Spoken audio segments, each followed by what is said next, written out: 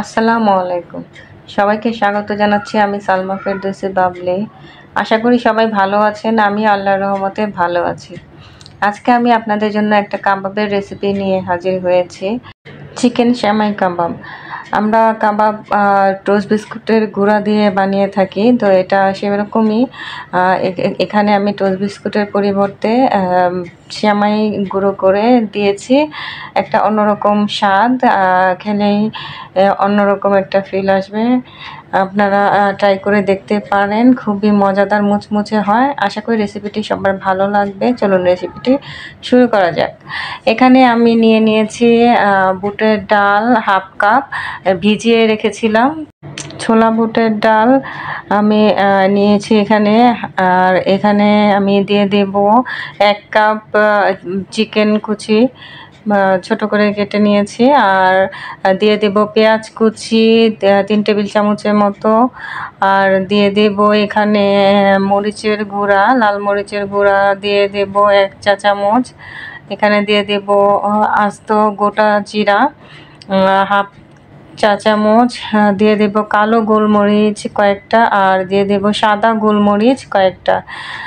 আর এখানে দিয়ে দেব তেজপাতা একটা, দারচিনি 1 টুকরা, এলাচ 2-3টা, দিয়ে দেব কয়েকটা কাঁচামরিচ, দিয়ে দেব আদা রসুন বাটা হাফ চা চামচ, দিয়ে দেব স্বাদ মতো লবণ। তো আমি এই সব উপকরণ একটা হাঁড়িতে নিয়ে নেব। এটাকে আমি সিদ্ধ করে নেব, তবে এখানে পরিমাণ মতো পানি দিতে হবে, যাতে সিদ্ধ হবে আর শুকিয়ে যাবে, পানিটা শুকিয়ে যাবে। তো আমার এটা শুকনা শুকনা হবে, তো আমি পরিমাণ মতো বুঝে পানি দিয়ে দিব। এরপর একটু নেড়েচেড়ে মিশিয়ে নেব। এরপর সামান্য একটু রান্নার রেগুলার তেল দিয়ে দেব। এরপর চুলায় হাঁড়িটা বসিয়ে ঢাকনা দিয়ে ঢেকে আমি রান্না করব। দেখুন মোটামুটি সিদ্ধ হয়ে এসেছে, একটু নেড়ে দিলাম। পানিটা শুকিয়ে নিতে হবে। তো আমার পানিটা শুকিয়ে এসেছে, তারপর একটু নেড়ে চেড়ে নেব। নামিয়ে ঠান্ডা করে আমি এটাকে বেটে নেব।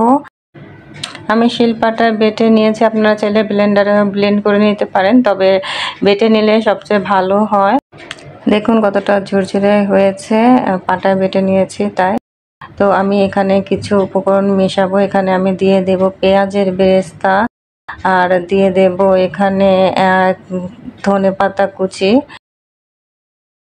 দিয়ে দেব টোস্ট বিস্কুটের গুঁড়া, আর দেব একটা ডিম। তো এসব আসলে বাইন্ডিংয়ের জন্য, যাতে এটা কাবাবটা ভেতর থেকে খুব শক্তভাবে বাইন্ডিং হয়, খুলে না যায় বা ভেঙে না যায়, এই জন্য এটা দেয়া। আর টেস্ট তো অবশ্যই বাড়বে যদি আপনি একটা ডিম টোস্ট বিস্কুটের গুঁড়া দেন। আমি হাতে সামান্য একটু তেল মেখে নিলাম, যাতে কাবাবগুলো করতে সুবিধা হয়। তো আমি এখন অল্প করে আমার পছন্দসই আকারে আমি 1 মুঠ করে নিয়ে নিলাম। তো যে কাবাব যেভাবে তৈরি করে গোল করে, আমি সেভাবেই তৈরি করব। আপনারা চাইলে পছন্দ মতো শেপ দিতে পারেন। আপনারা চাইলে বেশি আর এর চেয়ে বড় বানাতে পারেন, অথবা এর থেকে ছোটও বানাতে পারেন। তো আমি আমার পছন্দ মতো সাইজে কাবাবগুলো করে নেব। দেখুন খুবই সহজ, যেভাবে আমরা কাবাব তৈরি করি সেরকম একটা কাবাব তৈরি হয়ে গেল। তো আমি আরেকটা করে দেখাচ্ছি। দেখুন আমি 1 মুঠ আন্দাজ নিয়ে আমি গোল করে কাবাবটা তৈরি করে নেব। এভাবে আমি সবগুলো কাবাব তৈরি করে নিয়েছি। তো এখন আমি এটাকে কোটিং করব। আপনারা চাইলে এভাবেও কাবাবটা ভেজে নিতে পারেন, তবে কোটিং করলে আরও বেশি মজাদার হয়। তো আমি এই কোটিংয়ের জন্য নিয়ে নিয়েছি সেমাই, যে লম্বা সেমাইগুলো আমরা খাই। তো এই সেমাইটা নিয়ে আমি হাত দিয়ে ঝুরঝুর করে ভেঙে নিয়েছি। দেখুন একদম ছোট করে ভেঙে নিয়েছি। তো আর লাগবে আমার ডিম। আমি এখানে 2টা ডিম নিয়েছি, সামান্য লবণ দিয়ে ডিমটাকে ফেটিয়ে নেব। এরপর আমি কাবাবগুলোকে ডিমে ডুবিয়ে সেমাইয়ের গুঁড়ায় গড়িয়ে নেব। তো যেভাবে আমরা বিস্কিটের গুঁড়ায় গড়িয়ে নিই তো সেভাবেই, তো এভাবে আমি এখন সেমাইয়ের গুঁড়ায় গড়িয়ে নেব। দেখুন কতটা ইজি। এপাশ ওপাশ করে ভালো করে সেমাইয়ের গুঁড়াটা এই কাবাবের মধ্যে লাগিয়ে নেব। দেখুন আমার একটা কাবাব সম্পূর্ণ রেডি। দেখুন আরেকটা আমি করে দেখাচ্ছি। কাবাবটাকে আমি ডিমে ডুবিয়ে নিলাম। তো এপাশ ওপাশ করে ভালো করে লাগিয়ে নিলাম ডিমটাকে। তো এখন আমি সেমাইয়ের গুঁড়ায় গড়িয়ে নিলাম। আমার আরেকটা কাবাব রেডি। তো আমি এভাবে সবগুলো কাবাব করে নিয়েছি। তো আপনারা চাইলে এভাবে ডিপ ফ্রিজে রেখে দিতে পারেন, আর পরে এটাকে কোনো জিপলক ব্যাগে বা বক্সে রেখে দিতে পারেন। তো যখন ইচ্ছে হলো ভেজে দিতে পারেন। তো আমি এখন ফ্রোজিং করব না, তো আমি এখন কাবাবগুলোকে ভেজে নেব। তো আমি চুলায় একটা প্যানে তেল গরম করে নিয়েছিলাম। তো এখন একটা একটা করে কাবাবগুলোকে দিয়ে দেব। একটু ডুবো তেলে ভাজলেই ভালো হয়, আপনারা চাইলে কম তেলেও ভাজতে পারেন। দেখুন কাবাবগুলোর এক পাশ হয়ে গেছে। তো আমি এখন এক পাশ হয়ে গেলে আরেক পাশ উল্টে দেব। দেখুন আমার দুই পাশে হয়ে গেছে। তো কাবাবগুলো খুব ভালো করে ভাজা হয়ে গেছে। তো আমি এর মধ্যে উল্টে পাল্টে দিয়েছি। এখন আমি কাবাবগুলোকে তুলে নেব। দেখুন একে একে আমি সবগুলো কাবাব তেল ঝরিয়ে তুলে নিচ্ছি।